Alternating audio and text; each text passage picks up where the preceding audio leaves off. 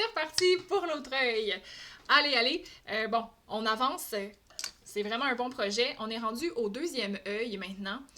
C'est vraiment ce qui donne le clou là, du spectacle. Donc, travailler les yeux, c'est vraiment une bonne façon de s'approcher de notre réalisme. Donc, qu'est-ce qui se passe ici au niveau de cet œil-là? On va commencer par faire le contour de notre pupille. Donc, je vais toujours avec le 0.5 parce que c'est quand même assez facile à maîtriser. Donc, je fais le contour un petit peu de la pupille. Même chose aussi de l'autre côté. On sait qu'on va avoir notre pupille très sombre, puis ici, on a encore le même reflet. Donc, je vais garder cet espace-là là, pour faire un reflet sur le dessus de l'œil. Bien important. Je vais tout de suite utiliser mon estompeur pour essayer de remplir un petit peu l'œil avec de la saleté résiduelle. Voyez-vous ce qui se passe ici? Puis de bien mélanger le pourtour. Donc, en même temps que je fais ça, ça va me permettre de peut-être le pâlir si je vois qu'il est trop foncé. Je pense que je vais m'approcher un petit peu. Voilà. On va le pâlir tout de suite, principalement dans toute cette zone-là. Regardez comme on va aussi avoir un fond blanc là, qui n'est pas si blanc que ça. Donc, pour notre blanc d'œil, encore une fois, avec la saleté résiduelle, je vais tout de suite essayer d'aller chercher des gris. Parce qu'on sait que le fond de l'œil n'est pas supposé être parfaitement blanc. Je fais la même chose de l'autre côté. Mais le blanc est quand même supposé être un petit peu plus pâle là, que le reste. Fait que si j'ai mis trop foncé, je vais venir reprendre un peu dessus, mais c'est quand même moins blanc qu'avant. Ce qui est parfait. La paupière elle-même ici va être plus foncée vers l'extérieur. Fait que je vais utiliser un crayon comme le HB pour définir la teinte de cette paupière-là. Et ça devrait intégrer la ligne contour. En même temps, là, ça tombe bien, mais je vais laisser une espèce de reflet ici. On a une espèce de reflet plus pâle qui est dû un peu au fait que l'œil est mouillé. Donc, je vais le laisser là. Et toute la zone ici, je vais continuer à la remplir juste avec le HB. Le coin de l'œil, aussi, on voit qu'il y a comme un reflet un peu ici blanc. Puis après ça, le reste est un peu entre les deux. Fait que je vais remplir les espaces avec le HB. Plus foncé. Puis je vais utiliser mon crayon efface juste pour mieux travailler le pourtour de cette forme-là. Là, on voit que la forme est peut-être pas assez nette. Fait que je l'arrange un peu là, pour que la forme ait l'air plus nette ici. Puis je vais utiliser encore une fois l'estompeur pour juste amoindrir, que ce soit pas si blanc que ça. Je vais renforcer un petit peu le coin aussi de l'œil ici. Voilà. Donc il y a quand même une petite ombre dans l'œil. Tout de suite, je vais commencer là, avec mon pouce-mine 0.5 ici à aller mettre les cils plus foncés. Donc, on voit que les cils du coin vont aller vers le bas. Donc, ceux-là ici partent vers le bas, comme ça. Ils partent du dessus de la paupière, donc ils vont quand même créer la transition au-dessus de la paupière. C'est vrai que là, j'ai pas du tout commencé avec la même stratégie que tantôt. Je vais faire la même stratégie. Donc ici, on avait le coin de la paupière. Je vais la refaire un petit peu comme ça avec mon crayon 0.5. Petite ligne intermédiaire autour. Ici, je la redéfinis un petit peu mieux. Jusqu'au coin derrière l'ombre qui est là. J'hésite pas à renforcer un petit peu le côté plus foncé autour de la paupière. Puis avant de commencer à faire mes cils, là, je vais revenir avec mes autres crayons pour faire la peau. Fait que je vais juste diffuser un petit peu l'ombre de la paupière autour de la paupière elle-même. Comme ça. Puis là, je vais venir avec un de mes crayons. Je pense que je vais commencer avec le HB parce que l'œil de ce côté-ci est quand même assez lumineux. Fait qu'on voit qu'on a comme une espèce de bel arc très très blanc ici. Mais sur le côté, ça redevient tout de suite foncé. Fait que je vais faire le pourtour là, de cet arc ici avec mon HB. pour obscurcir la partie ici de la paupière. Toute la zone après ici est très lumineuse, mais le pourtour de la paupière, lui, est quand même un peu, c'est une transition, là. Donc, je vais passer avec mon crayon ici comme ça.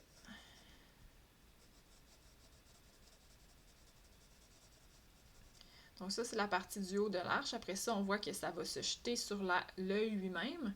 On voit encore de la lumière ici en dessous du coin de l'œil, sauf que c'est pas directement sur le coin. Il y a une petite zone OHB qui est entre deux là, autour, on dirait. Après ça, il y a la lumière. Puis en bas, ben, on sent que c'était foncé un petit peu dans cette zone-là. Je travaille au HB avec vraiment une grande douceur, juste pour créer l'idée des ombres que je vais ensuite diffuser avec le pinceau ou autre chose. Donc ça vient jusqu'ici. Puis après ça, on voit que l'ombre, tranquillement, pas vite, va se transformer. On a beaucoup de lumière ici en bas, puis il y en a un petit peu moins en haut, fait que je vais continuer à couvrir le dessous de l'œil ici. Mais remarquez comme ici, on a de la lumière beaucoup, fait que je vais le laisser blanc pour l'instant. Puis c'est juste la partie en dessous que je vais obscurcir un petit peu. Là, j'ai été vraiment au HB, ce qui est un crayon très très léger. Je vais utiliser tout de suite mon mon pinceau pour aller essayer de mélanger tout ça, puis créer une atmosphère le plus douce. Je repasse ici même sur la transition là, avec le côté du nez, adoucir ça un petit peu. Si je perds les blancs, on va pouvoir les rechercher. Le dessous de l'œil, avec le pinceau. Jusqu'ici, là, en dessous de l'œil, c'est vraiment à peu près une teinte similaire. Je tire la partie qui est sombre vers le bas. Puis là, je vais juste un peu mélanger avec tout ce qu'il y a sur la pommette puis tout le reste pour que ça soit plus doux. Que ça soit pas trop net, là, le changement. Je vais revenir tout de suite avec ma mie de pain pour aller chercher ces lumières-là que je viens d'enlever peut-être un peu trop. Mais ça va être plus progressif maintenant de les reprendre. Okay, donc là, je viens reprendre un peu de lumière comme ça. C'est comme si nos transitions sont un petit peu meilleures. Parfait. Génial. Sur le dessus de l'œil, ici, je garde ça très pâle. Tout est beau pour le moment. Je vais faire le même processus avec mon Q-tips pour aller chercher un petit peu plus de douceur dans les transitions, là où il nous en manquait encore. Puis là, je peux m'approcher vraiment là, de l'œil. On voit que juste en dessous des cils, ça va être quand même beaucoup plus foncé que blanc. Là. Fait que je me garde une petite zone pâle ici, mais sachant que on va me dessiner des cils par-dessus après. Ensuite de ça, le haut de l'œil, ça va bien. Je renforce ça comme ça ici. Je repasse sur la paupière.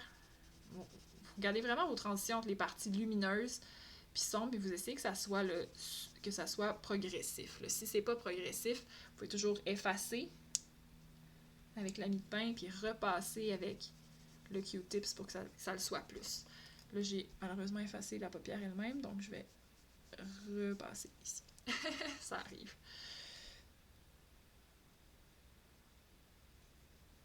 Comme ça.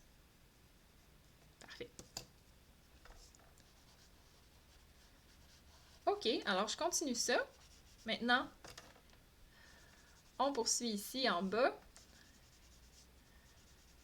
On va avoir quand même un travail de lumière à faire sur le nez un petit peu plus tard, sur la peau ici, fait qu'on se le garde. Je peux réduire un peu quand même cette zone-là, si elle est trop sombre. Puis juste revenir créer un petit peu plus d'ombre ici. Ici aussi. Parfait.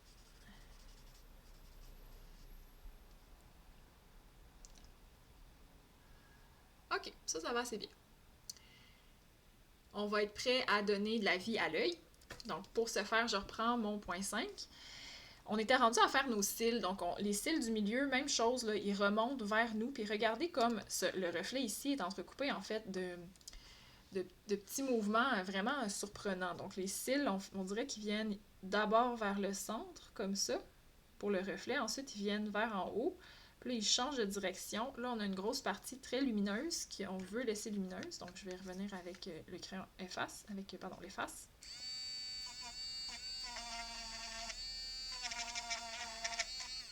Pour que ça soit très blanc. Puis là, je vais continuer à faire mes cils un peu là, au travers. Comme ça.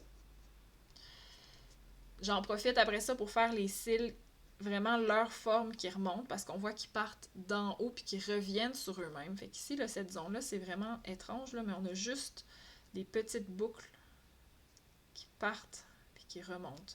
Puis ça passe devant, un petit peu devant l'œil. Ça fait juste que la ligne du haut de la paupière n'est pas lisse non plus, là. Comme on constate, là, ça, c'est pas du tout lisse. Rendu ici, à ce coin-là de l'œil, là, c'est là que les cils commencent à retourner plus vers l'extérieur. Puis vont commencer à prendre plus de place devant l'œil, puis à cacher un petit peu le blanc de l'œil. Donc là, on voit qu'ils s'étalent vraiment sur tout l'extérieur de l'œil. Puis qu'ils prennent une bonne largeur. Ils font comme un éventail là, qui devient de plus en plus grand à l'extérieur. Il y en a quelques-uns qui remontent, comme ça. En bas, on voit qu'elle a vraiment beaucoup de cils ici. Et ils vont vraiment être à la jonction de ce qu'on avait travaillé. Donc là, je vais les remplir, un par un. Certains se superposent, d'autres viennent vraiment vers nous, d'autres vers l'extérieur. Là, on voit que certains vont se mélanger là, aux autres qu'on avait en haut. Si j'ai été trop fort, il va falloir qu'on ajuste après. Là. Ici, je vois qu'il y en a là qui vont vraiment changer de direction quand on est rendu ici. Donc là, ça commence à aller plus vers l'avant. Puis là, on en a quelques-uns tout petits qui viennent vers en avant ici. Comme ça, comme ça. De même. Ici, je trouve qu'ils ne sont pas assez longs vers l'extérieur par rapport à ce que je vois. Moi, j'en ai plusieurs qui ont l'air de vouloir aller beaucoup plus loin, donc j'en rajoute quelques-uns. Ceux du centre aussi, ils ont quand même un mouvement, donc ça peut arriver que j'en rajoute. Je pense que lui, je l'ai fait trop foncé, fait que je vais juste l'effacer un petit peu pour qu'il soit moins visible de loin. On a réglé le problème comme ça. Assez bien. Dans le coin ici, on remarque que c'est ça là, les cils, là, il y en a vraiment pas mal, fait qu'on voit pas trop ce qui se passe, mais il crée une espèce d'ombre en bas encore, fait qu'on peut toujours remontrer là, les motifs de cils qui passent dans l'œil. Je vais renforcer un petit peu la pupille, parce qu'on l'avait pas mis super noir tantôt, fait que je vais la remettre un petit peu plus noire. J'essaie de bien la centrer quand même dans mon œil. En même temps, je vais refaire le côté ici qu'on avait peut-être perdu. Est-ce que ma pupille est centrée? Je pense que je l'ai un petit peu, malheureusement, mis trop sur la droite. Donc, je vais la rallonger un peu de l'autre côté. Mais là, il faut qu'elle soit la même taille des deux bords. Fait que là, dans ce temps-là, il faut la réarranger. Je vais juste diminuer un petit peu sa taille ici. Ah, je pense que ça fonctionne. Elle est peut-être trop haute cette fois-ci. Mais ici, c'est parce que regardez, comme l'œil, on le voit un peu plus. Fait qu'ici, je vais pouvoir quand même retracer l'œil un peu plus haut. En fait, la pupille. Voyons, l'iris c'est plus haut que de l'autre côté. On le voit un peu plus. Comme ça. Donc, somme toute, c'est pas si pire. Je pense que c'est que ma pupille de ce côté-ci, je peux la mettre plus noire aussi parce que j'avais pas montré à quel point elle était noire. Fait que si je la griffonne plus foncée, je vais avoir quelque chose de plus équivalent entre les deux yeux. Ouais, ça marche mieux là. Comme ça. Parfait. Donc, pour l'œil de ce côté-ci, ben, on va encore une fois là, créer l'idée des cils qui passent devant. Puis ils passent devant la partie de l'œil qui est plus pâle, qu'on a déjà dessiné plus tôt.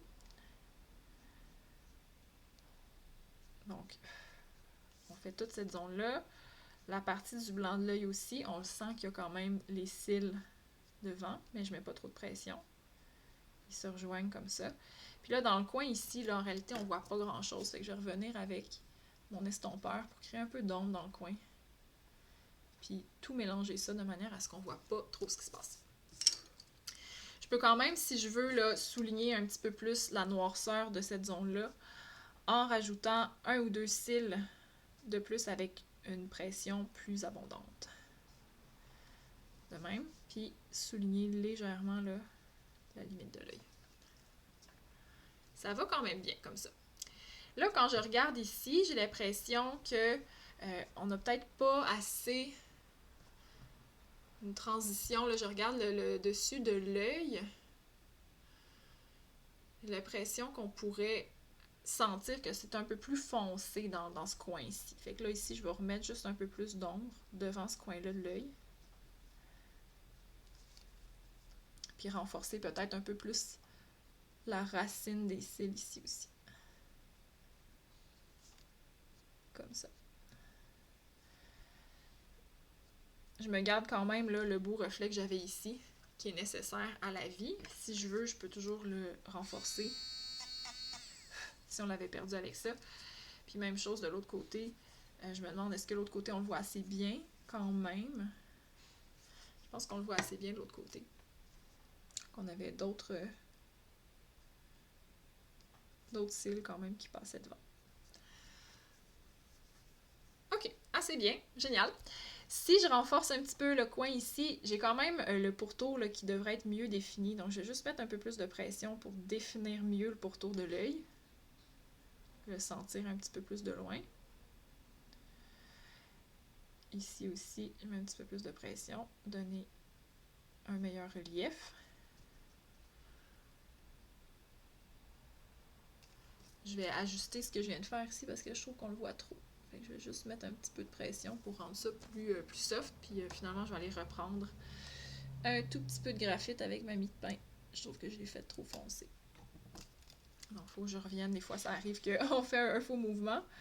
Donc, je vais revenir juste avec plus de délicatesse faire ce côté-là. Voilà. Génial! Donc, ça va assez bien pour l'œil, les deux yeux qu'on a. Qu'est-ce qu'on peut leur rajouter? J'ai l'impression qu'on a une petite différence de taille dans les pupilles. Est-ce que c'est juste dans ma tête? C'est une bonne question. Dans ce cas-là, je vais la grossir un tout petit peu. Juste pour essayer de la rendre identique des deux côtés. Je pense que c'est correct quand même. Parfait. On est rendu au sourcil ici. Donc, pour notre sourcil, ça va bien. Encore une fois, c'est la même stratégie qu'on a utilisée de l'autre côté. Donc, je vais partir du point ici. Je vais peut-être monter un tout petit peu le coin des sourcils parce que je veux qu'on sente qu'ils sont quand même à la même hauteur. Okay? Donc, je vais les partir un petit peu plus haut que ce que j'avais dessiné tantôt. Donc là, je me fais vraiment les poils de sourcil, leur direction, se mettent à aller vers l'arrière à partir d'ici en passant par le bas et se rejoignent au centre. Et là, à partir d'ici, on voit que les poils sont beaucoup plus éparpillés sur le côté, jusqu'à ce qu'on soit dans l'ombre. Puis là, dans l'ombre ici, là, on voit qu'on continue à avoir des poils assez éparpillés. On va faire le haut du sourcil. Donc là, encore une fois, les poils se mettent à tourner subitement à partir d'ici. On en a qui vont aller vers en bas un petit peu, puis ça donne un beau mouvement au sourcil très expressif. Puis ensuite, il relève un petit peu par là. Donc ça donne quand même, là, on voit qu'elle a comme le sourcil qui fait une belle forme qui va rendre ça vraiment là, très profond. Un beau regard profond. Les sourcils montent assez haut ici, se mettent à tourner vers l'arrière.